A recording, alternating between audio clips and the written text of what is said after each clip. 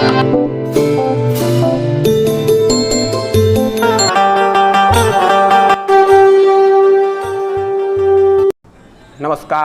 उपस्थित हूँ महत्वपूर्ण विषय के साथ। प्रिय दर्शकों, आज इस वीडियो में जानेंगे जन्म कुंडली में द्वादश भाव से संबंधित कुछ विचारणीय बातों को, जो आपके लिए अत्यंत उपयोगी सिद्ध होने वाली हैं। इन्हें जानने के लिए वीडियो को अंत तक जरूर देखें। अभी तक आपने चैनल को सब्सक्राइब नहीं किया है तो पहले सब्सक्राइब करें। पुनः अपने विषय को प्रारंभ करते हैं। जन्म कुंडली में तनु भाव से यानी कि प्रथम भाव से शरीर, रूप, रंग, वर्ण, ज्ञान, जातक का व्यक्तित्व, बलाबल, उसका स्वभाव, इन सभी चीज़ों का विचार प्रथम भाव से करना चाहिए। इसी प्रकार कुटुंब, धन धान्य, मृत्यु, शत्रु, धातु, रत्न, रस, अचल संपत्ति तथा नेत्र आदि का इनका विचार धन भाव अर्थात द्वितीय भाव से करना चाहिए। वहीं तृतीय भाव से पराक्रम का विचार होगा। अष्टम होने से मृत्यु का विचार भी तृतीय भाव से करना चाहिए। साथ में छोटे भाई बहन, उपदेश, यात्रा आदि का विचार तृतीय भाव से करना चाहिए। वहीं मातृ सुख, हृदय, धोखा, खजाना, भूमि, भवन, वाहन का विचार, पशुओं का विचार, बाग बगीचा आदि चीज़ों का विचार चतुर्थ भाव से करना चाहिए। पंचम भाव की बात करें तो पंचम भाव से विद्या, बुद्धि, वैभव, पेट, प्रेम तथा संतान आदि का विचार पंचम भाव से करना चाहिए। वहीं षष्ठम भाव से ऋण, रोग, रिपु, अपमान का विचार, मामा का विचार, कंपटीशन से संबंधित तथा अर्थ से संबंधित विचार भी षष्ठम भाव से करें।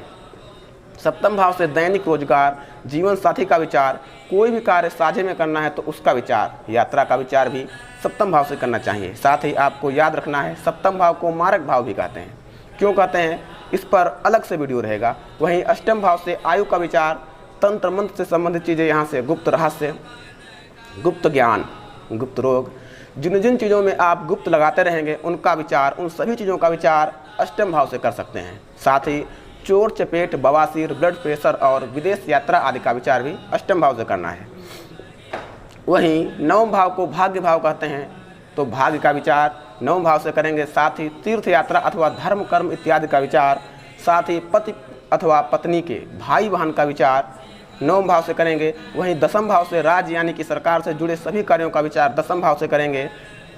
इसे कर्म भाव भी कहते हैं, तो जातक के सभी कर्मों का विचार दसम भाव से करेंगे। पिता का भी विचार दसम भाव से किया जाता है। साथ ही मान सम्मान, पद प्रतिष्ठा के लिए भी दसम भाव को देखेंगे। वहीं एकादश भाव से आय का विचार करते हैं। इस भाव से आय का विचार, लाभ का विचार, कैसा भी लाभ हो उसका विचार आप एकादश भाव से करेंगे। साथ में बड़ा भाई अथवा बड़ी बहन, किसी विषय विशेष की या फिर कोई कार्य हो उसकी सिद्धि, इन सभी चीज़ों का विचार इसी एकादश भाव से करेंगे। प्रशंसा, बायां कान तथा शुभ संदेश, इन सभी चीज़ों का विचार भी एकादश भाव से करेंगे।